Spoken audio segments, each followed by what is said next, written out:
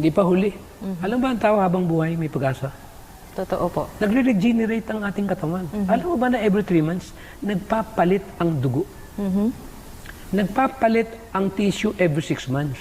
After 1 year, nagpapalit ng vital organ which include ng brain. Wow. Kaya Just magiging imagine sharp. that. And that is something for me. It's a miracle. Ito pa ng katawan nito, you can keep going. Kaya pala umaabot ng over 100 ng mga centenarian sa Loma Linda na in-interview ni Oprah, nasa internet. Nang in-interview ni Oprah kung ano yung sikreto nila, bakit 100 years old na, nag-o-opera pa. Alam bang sabi nila kay Oprah? Because we are keeping 1 day rest a week, once a week. At the same time, we are pure vegetarian. Ngayon, nabindicate na tayo. For the last 30 years of doing this. Kung titingnan ninyo yung game changer, yung mga pinakamalalakas na tao, tina Schwarzenegger, puro pala vegetarian to. Pinapatunayan nila. Di ba isang napakalaking challenge yan? So, ibig sabihin Para panoorin nila What's the Health. Ngayon, naglalabasan na sa internet.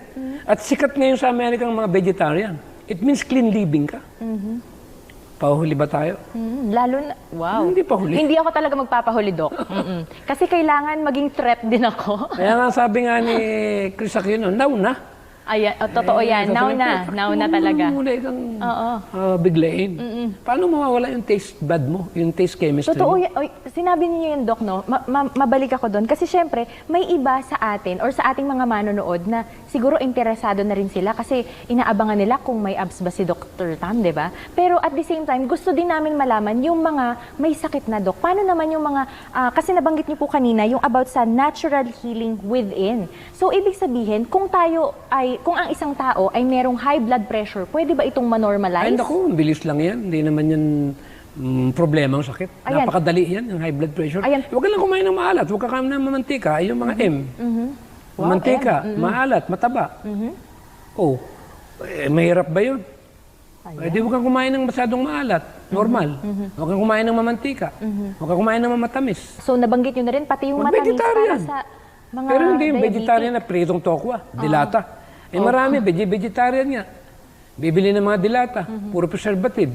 Tapos sabihin, vegetarian sila. Nasusira tuloy yung image ng vegetarian. Kung magbe-vegetarian tayo, gayahin natin si Ellen G. White. Nandito. Alam mo ito, librong to. Ang dami kong librong ganito. Ang sabi dito, Raw Food, Treatment of Cancer. Ayan, pwede ba akong makahiram, Doc? Ayan. Alam mo ba na yung mga raw na yan, lalo na yung mga prutas, the best cleansing. Pag 3 araw ka o 5 araw na puro fruits ang kinain mo, variety, in 5 days, ibabalat mo. At ang ganda ng aura mo.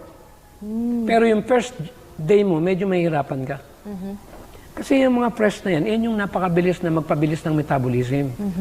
At mabilis na normal yung blood pH, yung blood chemistry, kung tawagin ni alkaline. Kasi pag na-alkaline ang dugo, walang nabubuhay na virus at saka bacteria at cancer cells sa alkaline. Totoo, kasi parang wala silang pagkain sa loob Kasi ng yung siya tinatawag na healing, there is no such healing will take place unless we turn the blood into normal blood pH or chemistry. And what is the normal blood pH? 735 to 745. Paano magiging normal ito? Kailangan natin pasukan ng mga alkalizing material, which is ito yung mga hilaw na prutas at gulay. Ayun. So it means, hindi nakukuha sa karne ito kasi acidic yun eh. Paano gagaling yung cancer mo? Papasukan mo ng karne yung katawan mo? Eh, paano naman, Doc, yung mga nilalaga nating gulay? At paano, alkaline pa rin ba yun? Meron mang O- pwedeng ilaga, kaya lang dapat 80% at least meron tayong raw. Oh, okay. Ayan, Para in that way, nakakasiguro tayo na yung mga balat natin, yung memory natin, yung mga antioxidant enzymes and so on, because we are created by God with the high amount of bank of enzymes. And the moment we depleted with that, kasi lahat tayo merong enzyme reserve. So, ibig ko lang basahin itong sa Patriarchs and Prophets, 600, paragraph 2. Kasi ang ganda rito, ang sabi, true religion brings man in harmony with the laws of God. Physical, mental, and moral. It teaches self-control, serenity, temperance. Religion enables the mind, refines the taste, and sanctifies the judgment. It makes the soul a partaker of purity of heaven. Faith in God's love and overruling providence lightens the burdens of anxiety and care. It fills the heart with joy and contentment in the highest or the lowliest lot. Religion tends directly to promote health, to lengthen life, Yung pala napapahaba ang buhay. Grabe na, Doc. Kaya Kasi, sabi ng Panginoon, gawin mo yung babagay mo. Sabi nga, alagaan mo, pahabain ko pa. Sirain mo, paiksiin ko pa. Pinanggit ng... opo, Sabi nabasa doon natin. yung mga abusado. Na hindi man lang nababal yung regalo ng kalusugan. Na hindi naman ganun kadali. Hindi ka naman lumabas sa sanlibutan na sinabi mo, lumabas ako. Ako may-ari nito. Regalo na nga yan sa'yo. Hindi mo ba nai-enjoy? Araw-araw, nakikita mo yung kapangyarihan ng Panginoon. Sumisikat ang araw. Ang ganda ng simoy ng hangin. Nalalasahan natin yung masarap na pagkain. Nakikita natin ng mga nilalang ng Panginoon sa kapaligiran, mga ibon, karagatan, and so on. Hindi ba natin pasasalamatan yan? Kaya nga, sabi nga, ang sikreto pala sa buhay. The moment you wake up early in the morning, the first thing you should do is to be thankful and recognize God for another life that you have. Wow. And at the same time, isipin mo lahat yung mga blessing niya sa'yo. Don't stay with that negative. Huwag mo entertainin yung mga... Kasi pag puro problema na lang yung pumapasok sa utak mo, masisira ang araw mo maghapon. Pero pag sinimulan mo yung araw mo na nakangiti ka, na-forgive mo lahat yung mga taong... Alam mo na, part ng life yan eh. Sila nahihirapan, pero ikaw, relax lang. Totoo yan, Ganun Doc. ang Panginoong Jesus. Maidagdag ko lang, Doc, no? Kasi syempre, kapag inuuna natin ng Panginoon, ayon nga po sa Matthew 6:33, na seek ye first the kingdom of God and His righteousness, and all these things shall be added unto you. So, kailangan unahin talaga natin ang Panginoon sa lahat ng bagay at sundin natin kung ano yung inutos niya na original, mga kaibigan.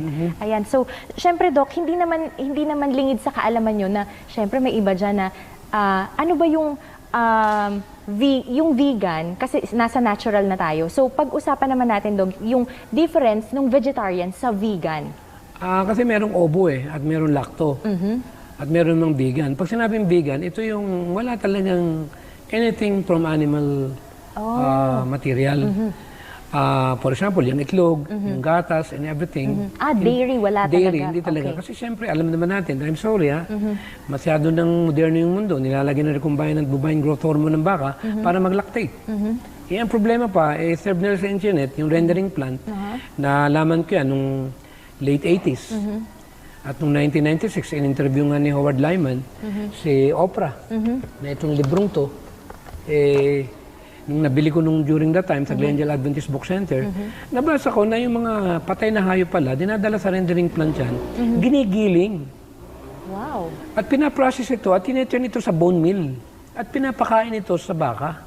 Kaya ang baka, dahil kailangan nila ng mataas na protina, dahil sa halip na damo yung pakain sa kanila, ang pinapakain yung tinatawag na the same material na hindi naman pitted sa katawan nila. Kaya nauso yung mad cow, nandito yun. Nag-vegetarian yung author nito na hindi naman Adventist. Grabe. Dahil cause pala yan ng tinatawag na brain damage. Kaya nung malaman ko to nung 90s, nagdesisyon ako na hindi ko isa-sacrifice yung nag-iisang katawan ko. At sabi ko, lalaban ako. Si-share ko rin ito. Opo. Kaya yun ang dahilan kung bakit marami ngayon yung may mga problema kung tawag ng neurological disorder. Na napakaganda rin ng... Kaya kung makakakuha sila ng librong to, mag-research sila sa internet. Sabi nga ng ating propetisa, tama-tama, nakita pa rin niya sa huling araw. Ang sabi diyan, ni hipo, pwede kang mahawa. Tapos sinabi na ng ating propetisa, na hindi raw safe na sa huling araw, ni hipo man lang. Ang flesh food. Hipo nga lang, masama na lalo pa kung kakainin pa. Bakit? Kasi iba na ang mundo natin ngayon. Lahat ng bagay ngayon talagang moderno na. Kaya the only safe, magtanim ka ng sarili mo. Kaya ako, may farm ako dyan. Yung mga gulay ko, ako nagpapatanim. Ang mahirap naman, kakain ka nga ng vegetarian. Kung manggagaling naman ng may isang lugar na taniman na talagang punong-puno ng mga chemical, ini-sprayan, kahit vegetarian ka, baka wala ring sakit din ng ano yan. abot mo, no? Ang abot yan. Kaya talagang sabi nga ng propetisa natin, buy a piece of land in the country and plant your own. Especially in the last days. Bakit? Talagang magiging moderno ang mundo. Kaya yun yung good news na kailan